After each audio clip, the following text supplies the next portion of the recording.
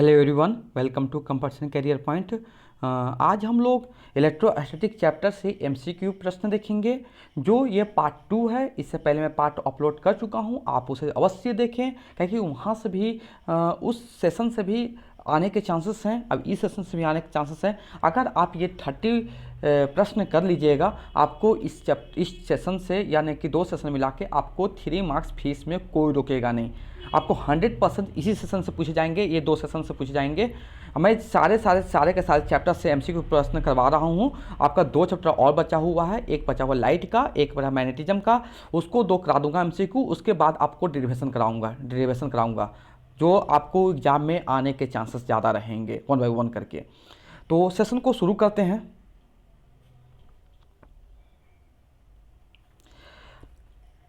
Sixteen number है, what is the capacitance. आपको पूछा कि व्हाट इज द कैपेसिटेंस, माने कैपेसिटेंस किस प्रकार का क्वांटिटी है, स्केलर क्वांटिटी है या वेक्टर क्वांटिटी है, आपको इसके बारे में बताना है। तो इसका राइट आंसर जो होगा ये स्केलर क्वांटिटी होगा। क्या हो जाएगा? स्केलर क्वांटिटी होता है कैपेसिटेंस। अब इसके बारे में थोड़ा सा एक्स्ट्रा नॉलेज भी पढ़ लेते हैं, क्या कि यहाँ से भी आ सकते हैं। कैपेसिटेंस इक्वल टू होता है चार्ज पर पोटेंशियल डिफरेंस। क्या होता है? चार्ज पर पोटेंशियल डिफरेंस। तो इसका यूनिट जो होगा कूलम पर वोल्ट भी बोल सकते हो। देखो इसका क्या होगा, coulomb per volt. Coulomb per volt को क्या बोलते हैं? कैपेसिटेंस बोल सकते हैं। और यहाँ का SI यूनिट जो होता है वो क्या होता है? फराड होता है। FARAD farad. और इसका इस प्रकार क्वांटिटी है स्केलर क्वांटिटी, ये मैं बता चुका हूँ। नेक्स्ट 17 नंबर है, which physical quantity has unit farad. अभी तो बता चुका हूँ, ये होगा इलेक्ट्रिक कैपेसिटी या बोल सकते हैं कैपेसिटेंस। दोनों सेम ही हैं, आप दोनों का नाम याद रखिएगा, इसलिए मैं दोनों कन्फ्यूजन दूर करने के लिए मैं दोनों ले लिया हूँ यहाँ पर। कि पूछेगा फराड किसका यूनिट है, तो आपको इलेक्ट्रिकल कैपेसिटी या कैपेसिटेंस का, तो ऑप्शन यहाँ पर क्या होगा? C सही हो जाएगा। नेक्स्ट 18 नंबर है, what is the basic use of capacitor. पूछा जा रहा है कि कैपेसिटर का बेसिक यूज कहाँ पर किया जाता है। तो आपका यहाँ पर जो राइट आंसर जो हो जाएगा ऑप्शन C सही हो जाएगा। ये स्टोर एनर्जी करने के लिए और चार्ज और एनर्जी को स्टोर करने के लिए कैपेसिटर का हम लोग यूज करते हैं। नेक्स्ट 19 नंबर है, व्हाट इज इलेक्ट्रिक फ्लक्स। यानी कि आपको बताना है यहाँ पर कि इलेक्ट्रिक फ्लक्स जो है किस प्रकार का क्वांटिटी होता है। तो आपको यहाँ बताना होगा, इसका राइट आंसर जो होगा स्केलर क्वांटिटी होगा। क्या होगा? इसका भी आंसर क्या हो जाएगा? इलेक्ट्रिक फ्लक्स का भी SI यूनिट क्या होगा? स्केलर क्वांटिटी होगा। अब इसका SI यूनिट की बात करेंगे हम लोग, तो क्या होगा? न्यूटन। देखिए यहाँ पर लिखा हुआ है, क्या हो जाएगा यहाँ पर? न्यूटन मीटर स्क्वायर पर कूलम हो जाएगा। अब कैसे आता है उसको भी हम लोग सीख लेते हैं। यहाँ पर देख लीजिए, सबसे पहले इसके फॉर्मूला जानते हैं कि जो इलेक्ट्रिक फ्लक्स जो होता है ई का ES cos थीटा होता है। ई क्या होता है? इलेक्ट्रिक फ्लक्स होता है। फाई क्या होता है? इलेक्ट्रिक फ्लक्स होता है। और यहाँ कोस थीटा है, जो उसमें थीटा जो है angle between electric field and surface charge के बीच में होता है। तो हम लोग फॉर्मूला लिख सकते हैं इसे कि phi equal to ES cos theta हो जाएगा। ओके अब देखिए यहाँ पर इसका इलेक्ट्रिक फील्ड का अगर यूनिट चाहिएगा तो क्या होगा? न्यूटन पर कूलम बता चुका हूँ। और S मीन सरफेस एरिया, इसका यूनिट क्या होगा? Metre square. और जब इसको लिखेंगे, अब देखिए यहाँ पर बताते हैं कि इलेक्ट्रिक फील्ड का क्या होता है फॉर्मूला? फोर्स पर चार्ज होता है, फोर्स पर यूनिट चार्ज होता है। तो फोर्स का न्यूटन और चार्ज का क्या हो जाएगा? कूलम हो जाएगा। तो हम लोग इलेक्ट्रिक फील्ड का यूनिट बोल सकते हैं न्यूटन पर कूलम, और इसका क्या होता है? Metre square. तो हम लोग डायरेक्ट बोल सकते हैं मिला के कि न्यूटन, देखो न्यूटन मीटर स्क्वायर पर कूलम स्क्वायर होता है। वेरी वेरी इंपॉर्टेंट है ये। Next 20 number, A charge cube is situated at the centre of the cube, the electric flux through the one face of cube. अब बताइए कितने face होता है total?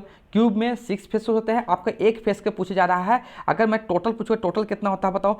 Q by epsilon not होता है। आपको जो होता है यहाँ पर गॉस थ्योरम से क्या होता है? Electric flux equal to Q by E nought होता है। ओके तो यहाँ पर हम लोग देख सकते हैं कि अगर एक फ्लक्स का निकालना होगा तो हमको 6 टाइम से डिवाइड करना पड़ेगा। तो ऑप्शन A सही हो जाएगा, ऑप्शन A करेक्ट हो जाएगा। नेक्स्ट नंबर हम लोग देख लेते हैं। देखिए इसके बारे में इस पे एक साथ पॉइंट देख लीजिए कि अकॉर्डिंग टू गॉस थ्योरम से क्या होता है? Integrals E mean electric field dot mean dot product है, ds में change in area surface area equal to 1/ε0 times Q.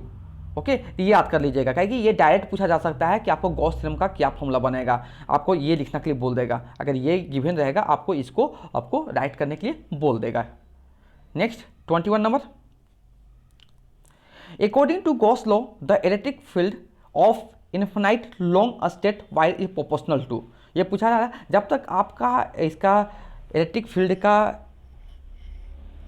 Of infinite long straight का आपका फॉर्मूला नहीं जानिएगा तब तक आप इसको बना नहीं सकते हैं। तो सबसे पहले फॉर्मूला जानते हैं, E equal mean electric flux electric field है equal to 1/4πε0 into 2 into Q by L R होता है। तो देखिए यहाँ पर जो ई और आर में जो रिलेशन है वो क्या है, इन्वर्सली प्रोपोर्शनल है। तो ऑप्शन क्या हो जाएगा, डी सही हो जाएगा। ऑप्शन क्या होगा, डी सही होगा। या इसे भी लिख सकते हैं यहाँ पर कि equal to 1/4πε0 2 times Q and R into L. आप इसको बोल सकते हैं क्यू बाई एल को हम लोग बोलते हैं, क्यू बाई एल को क्या बोलते हैं बताइए, क्यू बाई का हम लोग लेमडा बोलते हैं, कांस्टेंट मैंने कि लीनियर चार्ज डेंसिटी बोलते हैं। देखो Q lambda equal to Q by linear charge density बोलते हैं।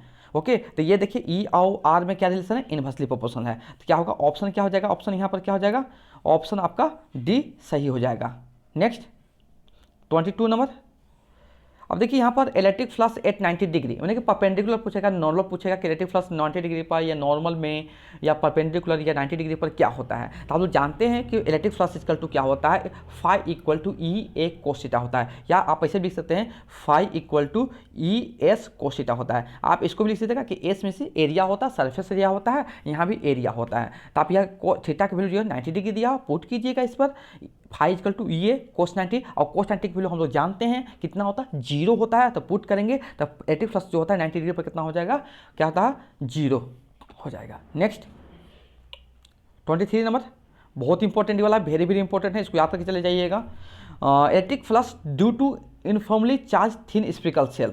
अब देखिए इस पर तीन टाइप पूछा जा सकता है। बोलेगा कि जो इलेक्ट्रिक फील्ड पूछेगा इनसाइड तो क्या हो जाएगा, 0 हो जाएगा। ओके, और ये पूछा जाएगा कि आउटसाइड में क्या हो जाएगा, आउटसाइड में पूछा जाएगा तो क्या होगा, E equal to Q by 4πε0 r² हो जाएगा। या आप ऐसे लिख सकते हैं E equal to Q by 4πε0 r²।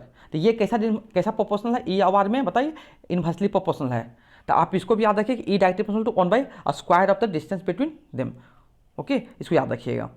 Next एक और आ सकता है, at the surface of the shell, shell का सरफेस पर क्या होगा, आपका होगा सिग्मा बाई एप्सिलॉन नॉट, माने कि surface charge density by epsilon not. ये भी याद रखिएगा। तीनों में से आपका एक एमसीक्यू जरूर प्रश्न बनेगा यहाँ पर। अब सब ज़्यादा रहता है कि फर्स्ट वाला बनेगा, इनसाइड सेल में क्या होता है, इलेक्ट्रिक फील्ड 0 होता है।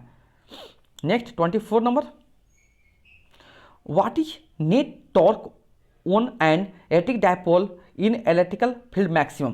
पूछा जाए कि कब मैक्सिमम हो जाएगा, टॉर्क जो पूछ रहा है कि electric dipole on in electric field maximum कब होगा, आपका होगा जब 90 डिग्री दोनों, जब angle between electric field and electric dipole के बीच में 90 डिग्री होता है। क्योंकि देखिए यहाँ पर हम पुट करेंगे कि साइन 90 की वैल्यू 1 होता है, इसलिए आपको यहाँ पर मैक्सिमम वैल्यू मिलेगा। अगर 0 डिग्री भी कीजिएगा तो ये क्या होगा, टॉर्क आपका 0 हो जाएगा। आपको फॉर्मूला से भी याद रखना है। Next 25 number, what is the direction of dipole moment. Dipole moment का डायरेक्शन क्या होता है, तो क्या होगा, along axis of dipole from -q to q, माने कि negative charge of q plus 2 positive charge of q, माने कि आपको ऐसे याद रखना है। 26 number, name the physical quantity which has unit joule per coulomb. Joule per unit किस क्वांटिटी का यूनिट है, तो आपको यहाँ पोटेंशियल और पोटेंशियल दोनों का होता है। तो ऑप्शन क्या हो जाएगा, ई सही हो जाएगा, both A and B correct हो जाएगा। नेक्स्ट इसके बारे में और जान लेते हैं, इलेक्ट्रिक पोटेंशियल। इलेक्ट्रिक पोटेंशियल का इसका यूनिट क्या होता है, मैंने कि इसका यूनिट क्या होता है, वोल्ट होता है। और इसका मैं बता दूंगा कि इसकी कैसा क्वांटिटी है, एक्सेलर क्वांटिटी है। ये सारे के सारे याद रखिए। 27 number, electric potential due to point charge. आप देखिए भी आपको सिलेबस में पूछा गया है, सिलेबस में है। तो electric potential due to point charge क्या हो जाएगा, भी means electric potential equal to K into Q by R. Q charge है, आर रेडियस है। अब यहाँ पर हम लोग के वैल्यू हम लोग लिख सकते हैं 1/4πε होता है। अब इसका वैल्यू पूछा जाएगा तो कितना, 10 का पावर 9 होता है, 9 इंटू 10 का पावर 9। इसको भी याद रखिए। तो इसका क्या किस प्रकार मैंने किस टाइप का रिलेशन है आपको रेडियस और इलेक्ट्रिक पोटेंशियल में, ये भी इनवर्सली प्रोपोर्शनल है। भी directly proportional to inversely proportional to 1/r होता है। ये भी वेरी वेरी इंपॉर्टेंट है। पोटेंशियल ग्रेडियंट है यूनिट क्या होगा, वोल्ट पर मीटर हो जाएगा। पोटेंशियल ग्रेडियंट का जो यूनिट होगा वो वोल्ट पर मीटर हो जाएगा, क्योंकि पोटेंशियल ग्रेडियंट का फॉर्मूला जो होता है पोटेंशियल डिफरेंस बाय लेंथ होता है या डिस्टेंस होता है। तो ये पोटेंशियल का होगा वोल्ट हो जाएगा, वोल्ट, और लेंथ का मीटर हो जाएगा। तो इसका यूनिट क्या हो जाएगा, वोल्ट पर मीटर हो जाएगा।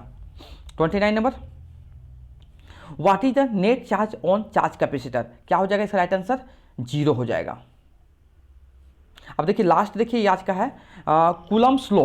कूलम्ब्स लॉ आप जानते होंगे कि जो फोर्स होता है directly proportional to the product of charges, ये इसको भी याद रखेंगे कि जो कूलम्ब्स लॉ में जो होता है फोर्स जो होता है directly proportional to the product of charges, और क्या होता है कि force inversely proportional to the square of the radius, और दोनों जब कंबाइन करेंगे तो force proportional to the Q1 into Q2 by R square. और जब इसको रिमूव करेंगे प्रोपोर्शनल कोशेंट को तो हम लोग K लगाएंगे वहाँ पर। अब K का वैल्यू हम लोग जानते हैं क्या होता है कि 1/4 epsilon nought into Q1 into Q2 by R square. अब यहाँ पर देखते हैं कि इसका वैल्यू कितना था, 9 इंटू 10 का पावर 9, ये भी पूछा जा सकता है, तो इसको भी याद रखिएगा। इसका 1/4 एप्सिलॉन नॉट का वैल्यू है, कांस्टेंट टर्म है, ये इसका याद रखिएगा।